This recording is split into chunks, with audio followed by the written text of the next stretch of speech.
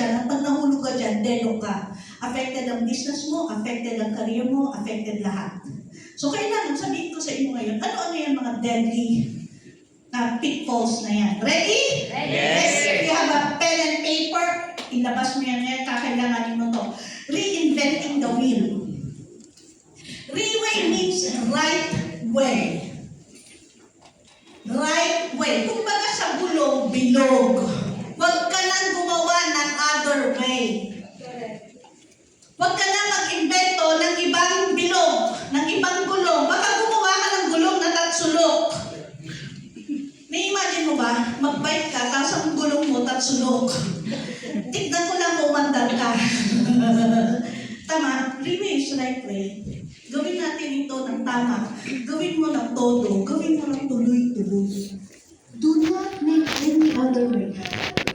The shortest way to success is what we are sharing you. Kaya kanina mayroong mga 3 tao na nag-share dito. The shortest way to success is to do what they have, alam mo yan, they have shared. Kumbaga yung pinagdaanan namin, nag-iiwan kami ng traces. Susundan mo na lang, gagawin mo na lang. Huwag ka nang gumawa ng sarili mo, ang gagawin ko, gagawa ako ng page.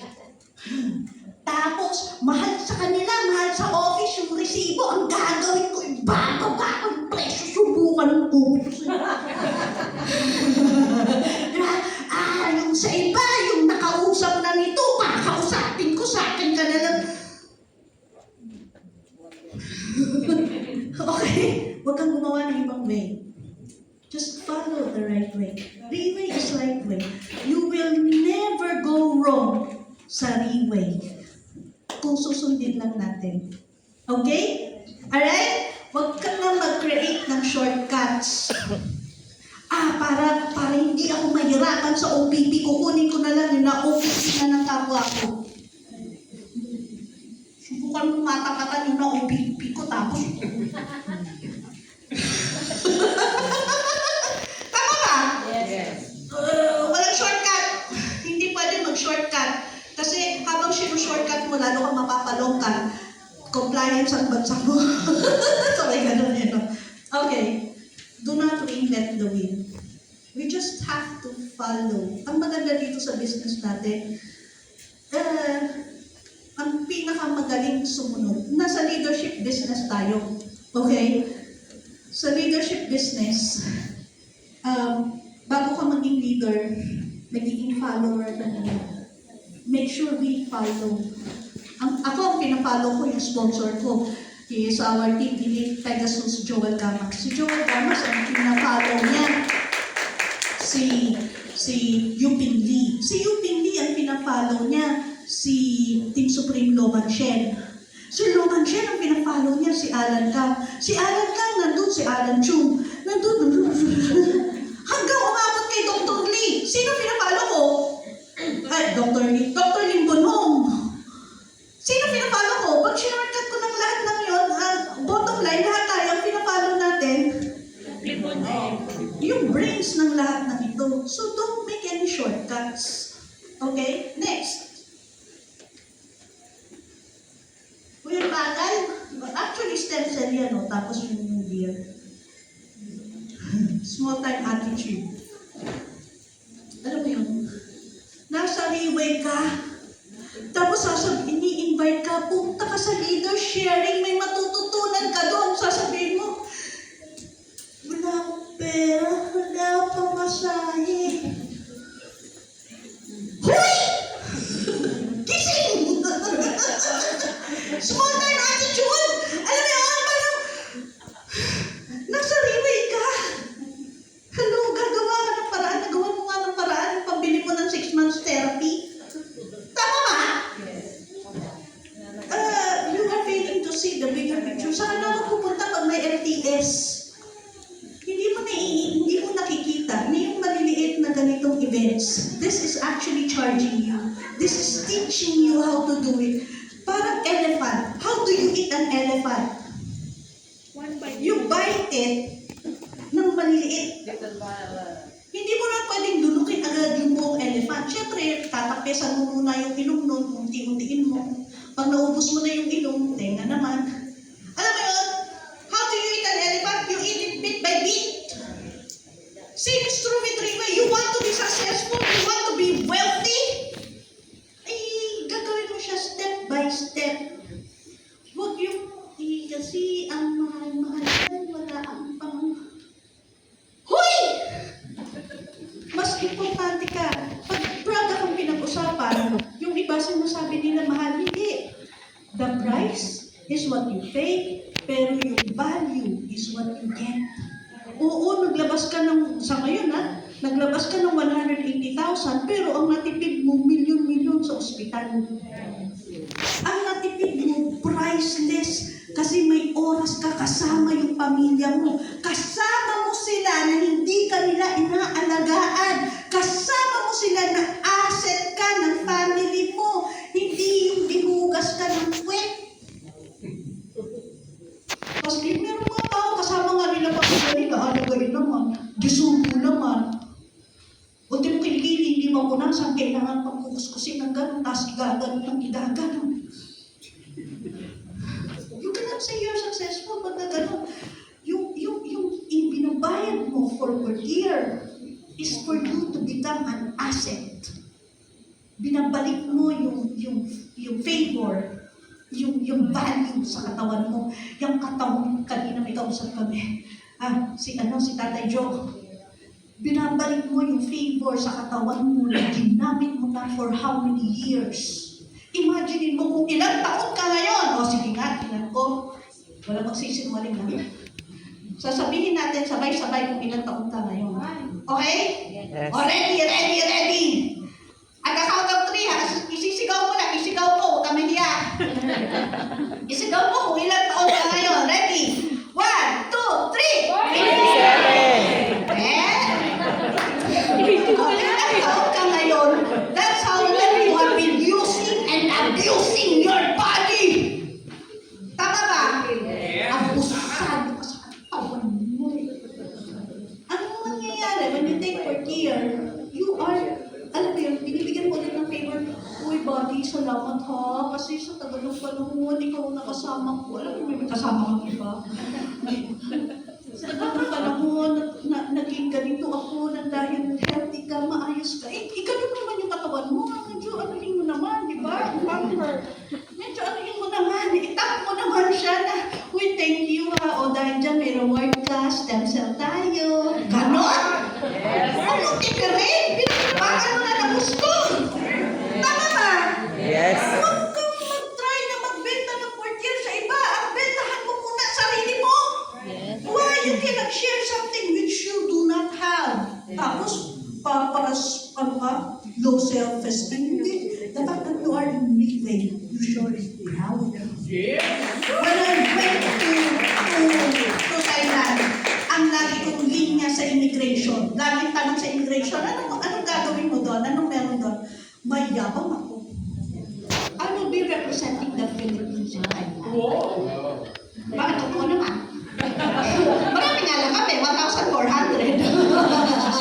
O, diba? And then sila, congratulations! Agad ng box.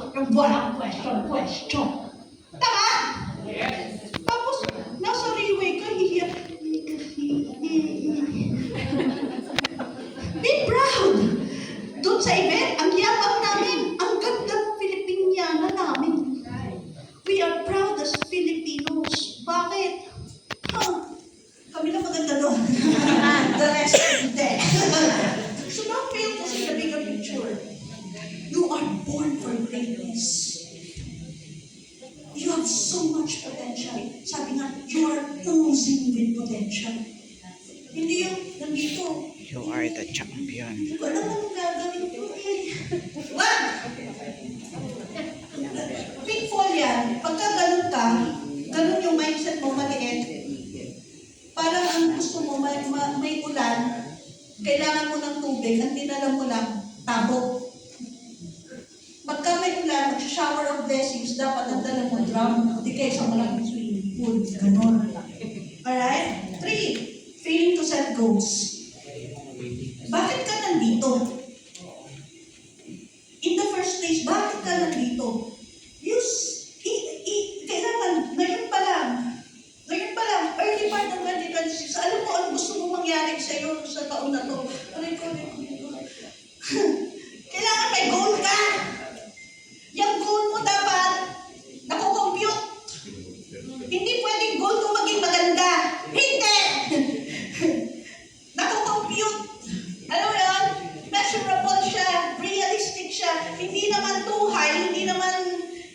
lang too low.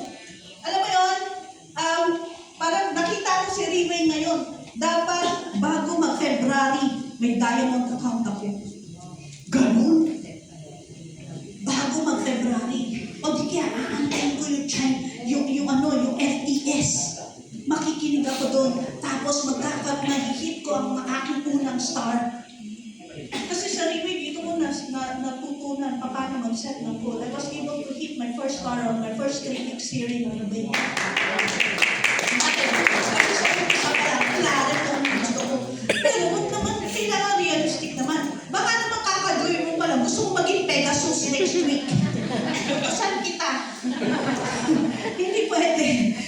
Okay? Kailangan realistic naman din. Kasi bakit? Pag hindi mo alam kung saan ka pupunta, you will go nowhere. There are a lot of people ang gustong maraming puntahan ang ending na ligaw. Tama ba? Yes. Pag nandito ka sa Riway, ang unang gagawin mo, i-identify mo, number one, why are you here? And then, from here, where do you want to go or what do you want to be? Tama ba? Yes. And then, saka mo i-figure out ano yung gagawin mo, ilan yung kakausapin mo, paano mo dadalhin dito. You start planning. Kasi pag wala kang goal, wala kang gusto mangyari, hindi mo alam bakit ka nandito, wala kang patutunguhan, umuwi ka na lang. Nagsaya mo oras mo, pati oras namin. Tapos mamaya makikibigyan ka sa akin. Ay, sorry. Tama ba?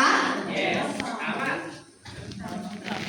You need to know. Ang kagandahan sa ganitong leadership, may mga tao na nauna na sa'yo, may idea ka where you are going.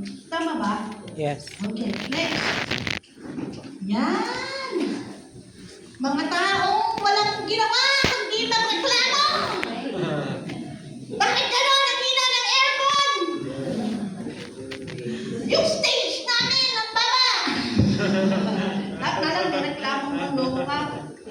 Yung mic! Diba? Bakit yung sponsor ko ganito? Sa Riway, wala ka nang i-complain. Akalain mo may office ka. Ito hindi to office ni Riway. Office natin to na pre-provide ni Riway. Tama ba? Pag nag-business ka, kailangan mo may sarili kang inventory. Tayo wala nun. Nandiyan, meron inventory para sa atin. Ilalabas mo na lang, mag-encode ka na lang, bigay mo yung PH na mo, ilalabas mo na yung inventory. Tama ba? Everything is at the tip of your fingers. Na hindi ka na kailangan mag-import. Hindi ka na kailangan mag-smuggle. Kaya huwag kayong bibili ng mga smuggled. Kasi everything is made easy for you. Paano gagawin si Riway? Nag-provide si Riway gagastos ng multi-million peso event sa isang multi-million peso event sa LTS sa February 10. Ayan na eh. Everything is there, right in front of you. All you have to do is show up. Minsan you don't feel like it. Parang, pakakapagod. Sa umaga pa lang, pagising mo, pagod ka na. Hello. Tinatamad ako. Nihirapan na ka. Alam mo, minsan yan sinasabi mo yan, nangyayari yan dito. Kasi there's power in the word. Pag umaga pa lang, mag-thank you, Lord, thank you for the victory. Yes. Lord, ang ganda ng araw na to. Yes, I will show up. Kahit na pagod ka, you get up, you dress up, you show up. Yun yung trabaho natin sa Riway. If you don't show up, you're not doing your job. Okay? Tapos complain. Bawal ang complain. Bawal ang mga negative thinkers dito. Magiging healthy ka na. Kalain mo. May chance ka to get all those 6 wealths na mababalansin mo. Reklamo ka pa. Sampalin kaya ka. Huwag ka na magreklamo. Grab mo na lang yung opportunity. Kasi pag hindi mo grab yung opportunity, someone else will. Tapos ikaw, nandyan ka pa rin.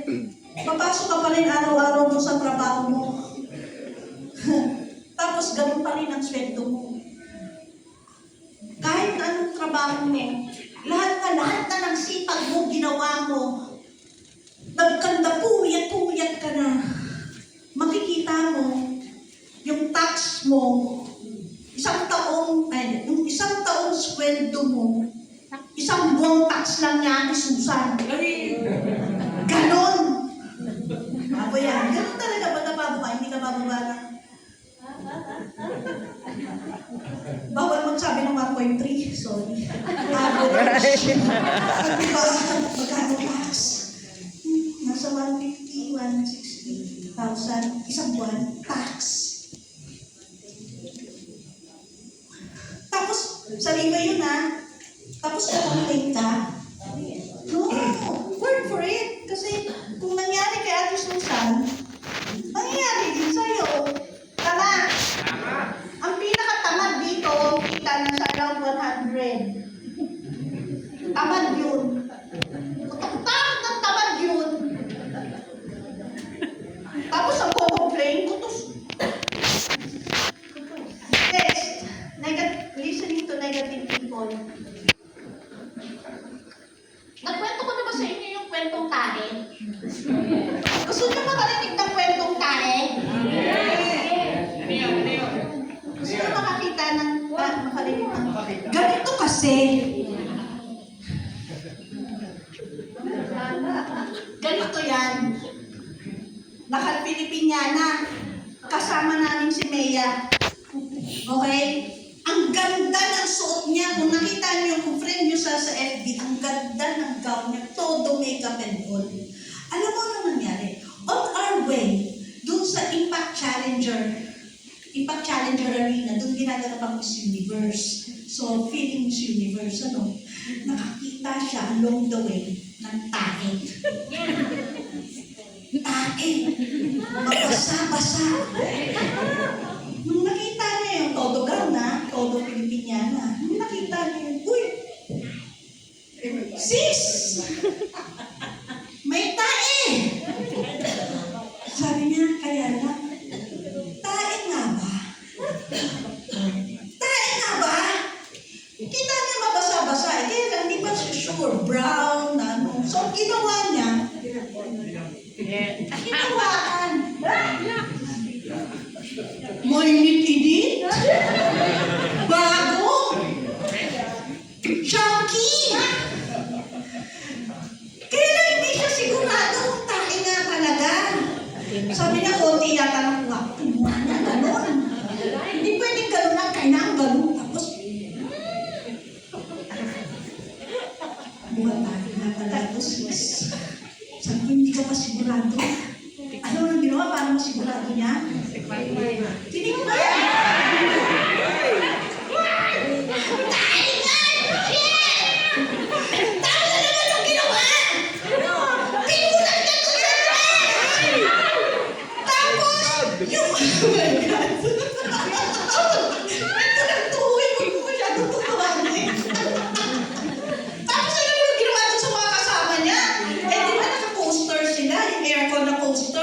Bongga-bongga, may ilaw-ilaw sa ano, yung tumutugtog na welcome to Thailand, gano'n, di ba?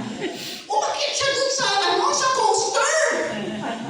Tapos sabi niya dun sa mga kasama niya, uy, may tayo doon, kita mo, ito, grabe. Nakamoy. Ang malat. Yung mga kasama niya, tayo na! Pati ako nagdudugan. Ano connect? Wala. Ano connect? Yung tae, ladies and gentlemen, yun yung mga negative na tao. Kahit saan ka magpunta, kahit papunta ka pa sa success, kahit papunta ka pa sa pinakamatinding wealth ng buhay mo, may encounter ng mga negative na tao. Ngayon, pag negative na, alam mo ng tae yun, huwag mo nang pansinin, naka-gown ka, naka-get up ka, naka-ready ka, nakakita ka ng tae, iwasan mo na kung matino kang tao, iiwasan mo yun. Tama ba? Yes. Bakit mo hawakan? Tae na nga, negative na nga eh. Eh, sabi ng ano, nakakita ako niyan eh, meron sa Lazada, itaw lang, ganyan. O talaga? Saan patingin?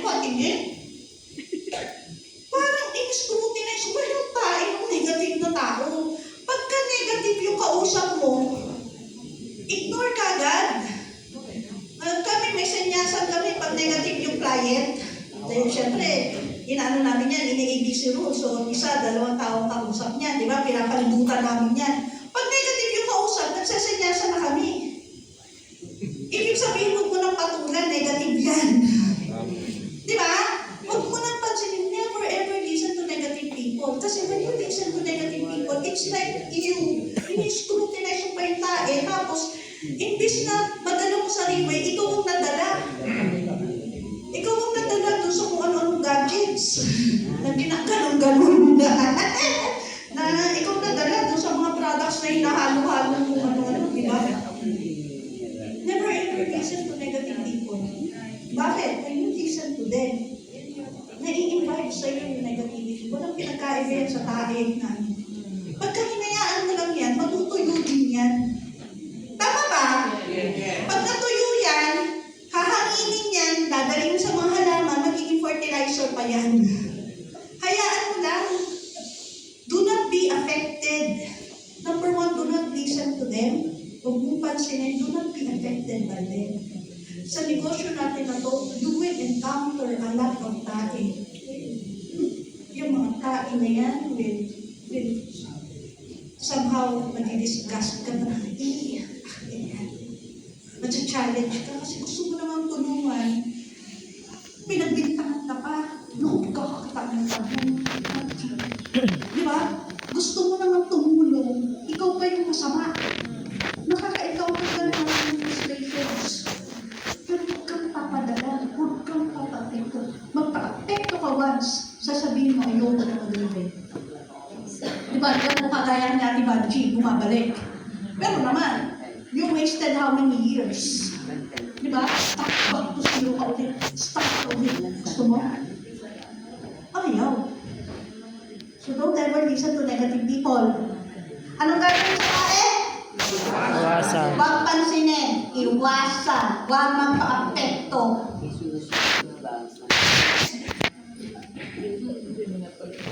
Neglecting to share the product in the business. Ang term dito is share. Hindi sell. We do not sell. Tama ba? Mukha ba kami tindera? Hindi. We do not sell. We share. Kanina, ang lesson namin kanina, paano mo i-share? Binigyan ko ng tip yung iba kong teammate. Sabi ko sa kanila, magaling ako. Magpalaki ng problema ng kapwa ko. Sample?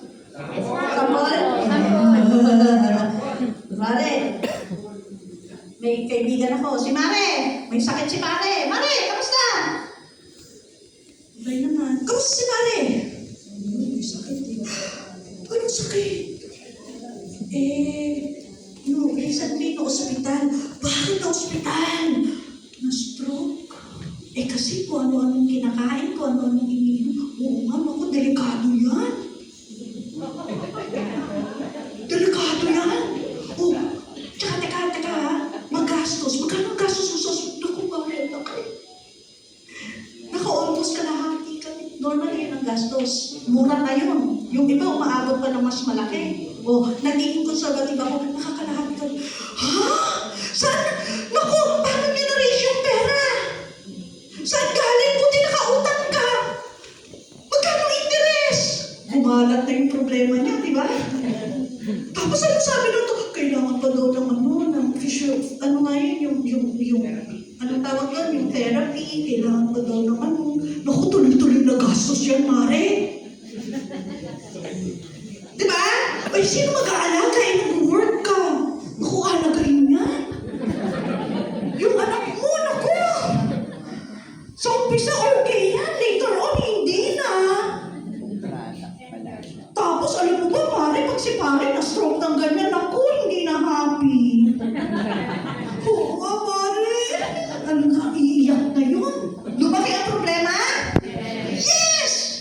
Anong pinaka-ano? Pero alam mo ba, may nakita ako. May alam ako, pakasakali lang makatulong kay Pare. Tignan mo, alam ko kung saan yung office. Narinig mo na ba yung stencil? Huwag mo muna sasabihin yung PJ, huwag mo muna sasabihin yung Ikea kasi nire-research ka na yun bago punta sa Lazada. Okay? Huwag mo muna sabihin mo muna, may alam ako. Alam ko saan yung office. Alam mo,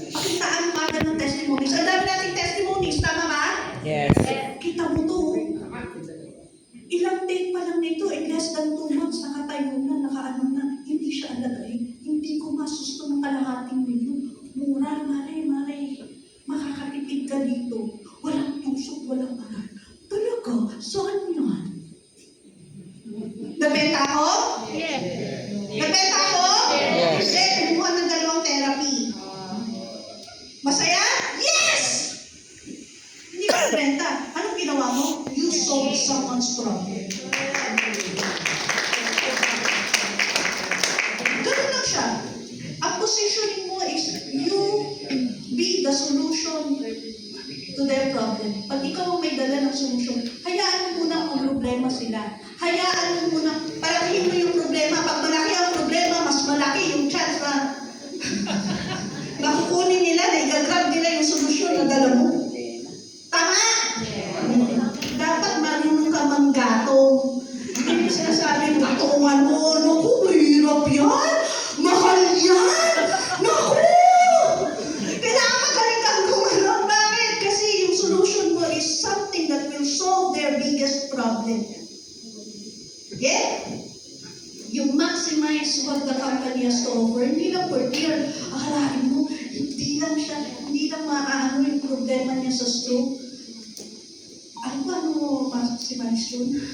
Alam mo ba, yung nanihina, lalakas. Oo. Yung kulubot, nababana. Yung tulog, nagigising. Naku, pare. Masaya. Ano, si Mari pang mauuna sa'yo dito sa office, promise. All you have to do is maximize what the company has to offer. Ang maganda dito, hindi ka rin bumastos. May chance kang bumawi. Ilan ng mga kaibigan ka lang kung ano nagkakilala. Share natin, tulungan kita. You know, Tama ba? I-maximize mo lang. Dapat marunong ka lang mag-maximize. Okay? Do not neglect. Kasi yung iba, pinuposition to as gamot. Eto, gagaling ka dito. Hoy! Ang portier ay hindi gamot at hindi kailangan gawin gamot sa anumang uri ng sakit. Hoy! Ay, hoy. Tama ba?